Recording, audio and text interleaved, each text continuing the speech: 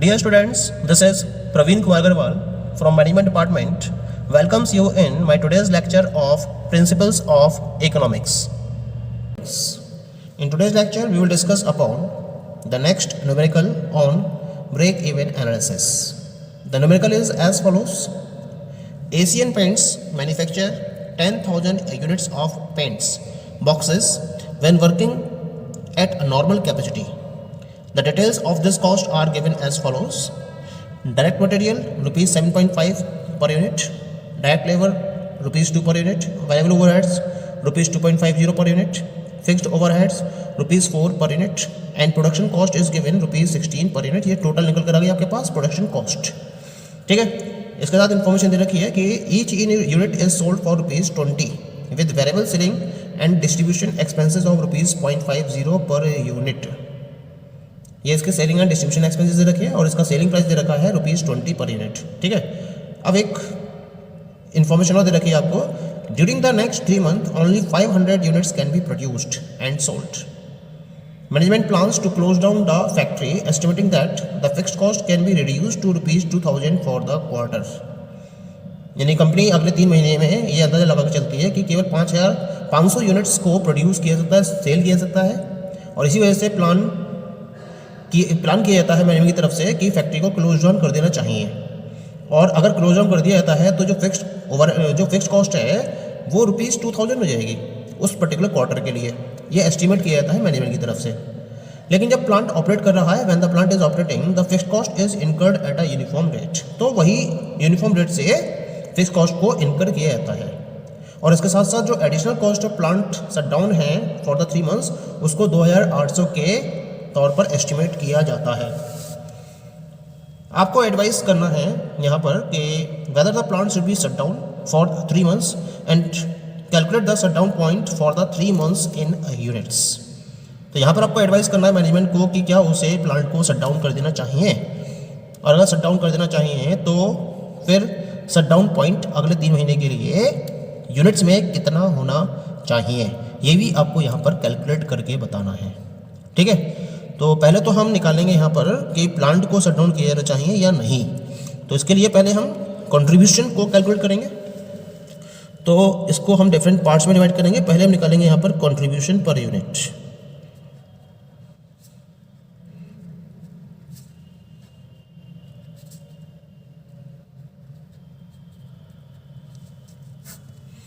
Contribution per unit हमें निकालना है. तो इस कंट्रीब्यूशन पर यूनिट को कैलकुलेट करने के लिए पहले हम निकालेंगे मार्जिनल कॉस्ट कितनी है. मार्जिनल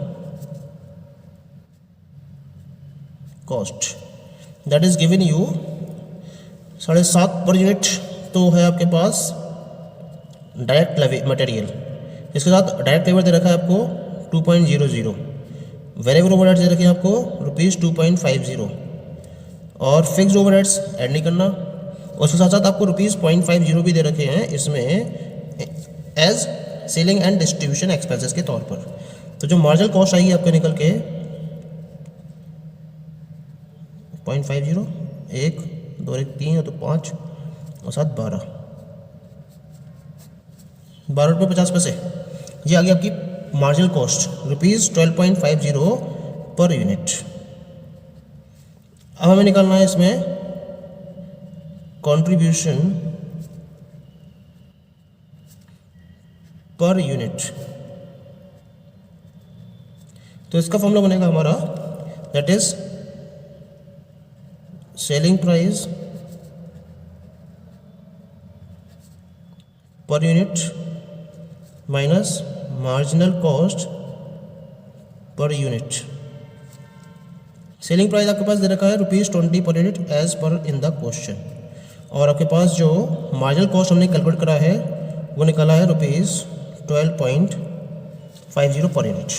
ठीक है, तो इस तरीके से हमारे पास जो वैल्यू निकल कर आती है वो आएगी 7.50 पर यूनिट. ठीक है, so you will get here equal to rupees 7.50 per unit. ये हो गया हमारा कंट्रीब्यूशन. ठीक है, अब हम बी पार्ट में निकालते हैं कंप्यूटेशन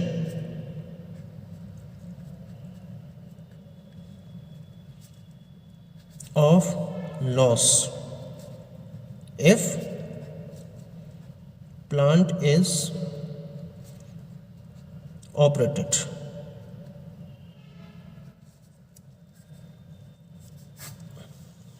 पहले तो हम निकालेंगे कि अगर प्लांट को हम ऑपरेट करते हैं तो कितना लॉस होगा, ठीक है, और फिर हम निकालेंगे कि अगर शट डाउन कर दिया जाता है तो कितना लॉस होता है। फिर कंपैरिजन के बेसिस पर हम क्लियर करेंगे कि प्लांट को शट डाउन करना है या नहीं करना है। तो पहले तो आप लॉस को कंप्यूट करते हैं, तो यहां पर पहले निकालोगे आप टोटल सेल्स, ये 3 मंथ्स के लिए निकालना है हमें। यहाँ पर 3 मंथ्स के लिए टोटल सेल्स निकालो। कितनी यूनिट्स प्रोड्यूस कर रहा है वो? टोटल यूनिट्स प्रोड्यूस की जा रही हैं इसके तरफ से 10,000, ठीक है। लेकिन 3 महीने के लिए हमें क्या है, केवल 5,000 यूनिट्स को प्रोड्यूस किया सकता है और सेल किया सकता है। तो 500 यूनिट्स को आप सेल कर सकते हो अगले 3 महीने के लिए। हम प्लांट को ऑपरेट कर रहे हैं, तो यहाँ पर हम 500 को मल्टीप्लाई करेंगे फ्रॉम रुपीज़ 7.50 से, तो यह आएगा टोटल सेल्स या कंट्रीब्यूशन।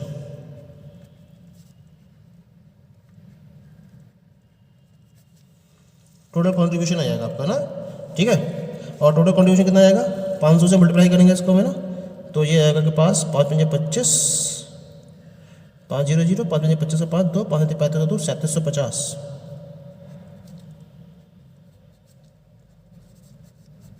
ये टोटल कंट्रीब्यूशन आ गया 3 महीने के लिए, ठीक है। अब हमें निकालनी है यहाँ पर फिक्स्ड कॉस्ट, तो टोटल फिक्स्ड कॉस्ट, ये 3 महीने के लिए फिक्स्ड कॉस्ट निकलेगी। अब 3 महीने के लिए फिक्स्ड कॉस्ट निकालनी है, तो यहाँ पर आपको दे रखा है इन्फॉर्मेशन कि जो कंपनी के फिक्स्ड ओवरहेड्स है वो ₹4 पर यूनिट है, ठीक है। अब फर्म की कैपेसिटी कितनी है, 10,000 यूनिट्स की, 10,000 यूनिट्स की है, और कितना चार्ज है, ₹4 पर यूनिट। लेकिन हम निकाल कितने महीने के लिए, 3 महीने के लिए निकालना है, तो 3 महीने का मतलब आएगा 3/12, ये ईयर्स में कन्वर्ट हो गया, 3 × 4 = 12 और 4 से ये 4 कट जाएगा, यानी कि ये आ गया आपके पास ₹10,000। ये क्या आ गई आपके पास, टोटल फिक्स कॉस्ट आ गई। आपने टोटल सेल्स या टोटल कॉन्ट्रीब्यूशन निकाल लिया 3,750 और टोटल फिक्स कॉस्ट निकाल ली। अब आपको अगर लॉस निकालना है तो लॉस का मतलब क्या जाएगा, आप कंट्रीब्यूशन में से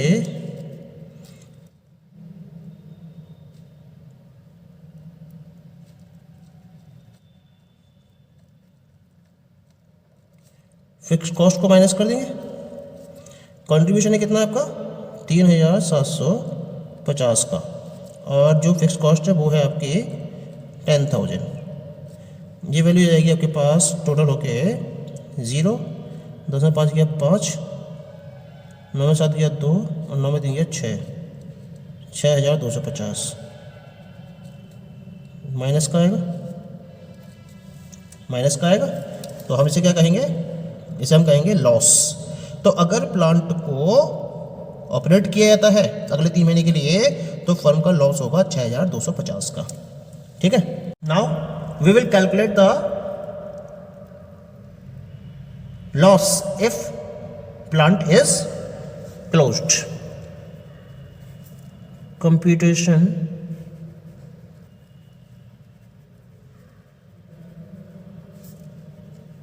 of loss if plant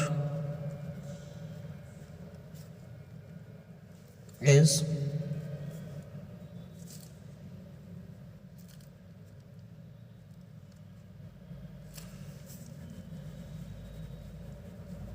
shut down। अगर प्लांट को शट डाउन कर दिया जाता है तो लॉस कितना होगा, ठीक है। तो उस केस में मैनेजमेंट ने क्या लगाया कि जो फिक्स कॉस्ट है वो कितनी पहुंच जाएगी 2000, ठीक है। Then fix cost will be equal to ₹2000। 10,000 से घट के सीधे कहाँ जाएगी 2,000 पर, और इसमें एक एडिशनल फिक्स कॉस्ट आपको दे रखी है 2,800 के बराबर, एंड एडिशनल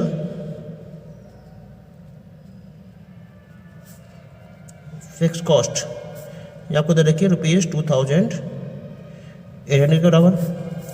तो यहाँ आपकी total loss if plant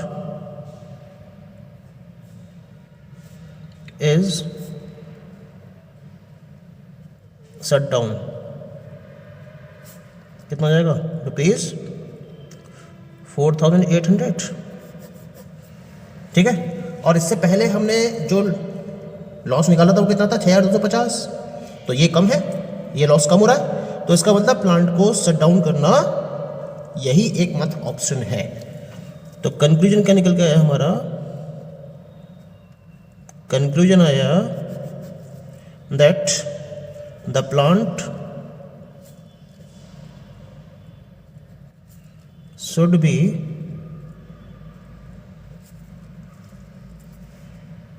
shut down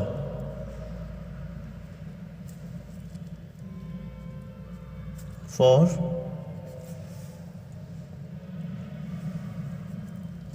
3 months,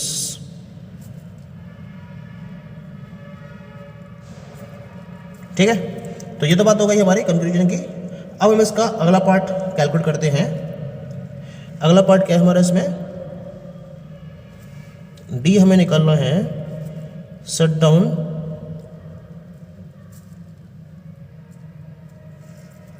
point calculate करना है हमें, शट डाउन पॉइंट। तो पहले देखेंगे हम अवॉइडेबल फिक्स कॉस्ट को कैलकुलेट करेंगे। तो अवॉइडेबल फिक्स कॉस्ट को कैलकुलेट करने के लिए हम क्या करेंगे, 10,000 में से 2,000 और माइनस 2,800 इस कॉस्ट को माइनस कर देंगे, क्योंकि ये शट डाउन के टाइम की कॉस्ट है, और जो 10,000 जो है वो जब प्लांट ऑपरेट हो रहा है उस समय की कॉस्ट है। तो जो अवॉइडेबल फिक्स कॉस्ट है उसे हम निकाल लेंगे इस तरीके से। तो 10,000 में से आप माइनस कर दोगे 4,800, तो ये बचेगा आपके पास 0, 10 में से 8 गया 2 और 9 में 4 गया 5। तो ये जो अवॉइडेबल फिक्स कॉस्ट आ गई वो आ गई ₹5,000, ठीक है। अब शट डाउन पॉइंट निकालना है। तो शट डाउन पॉइंट के लिए हमारा फॉर्मूला बनेगा यहाँ पर, that is avoidable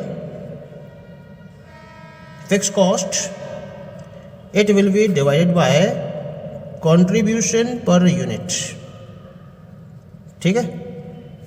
and contribution per unit आपने निकाला है कितना, ₹7.50 पर यूनिट पहले निकाला था हमने, और ये फिक्स कॉस्ट आपको दे रखी है, दैट इज कैलकुलेट करने के बाद आई आपके पास 5,200 और डिवाइडेड बाय 7.50,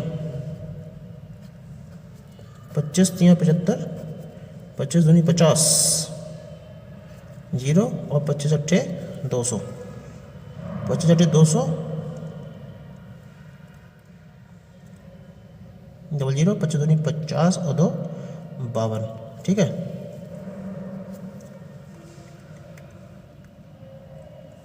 तीन से डिवाइड कर दो उसे, 3 6 18, 3 6 18 और 2 20 और 3 9 27,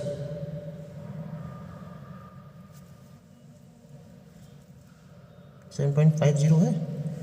तो यहाँ जब आप 50 पॉइंट हटाओगे तो 2 ही तो 0 बढ़ेंगे, तो 2080 आ जाएगा, ठीक है।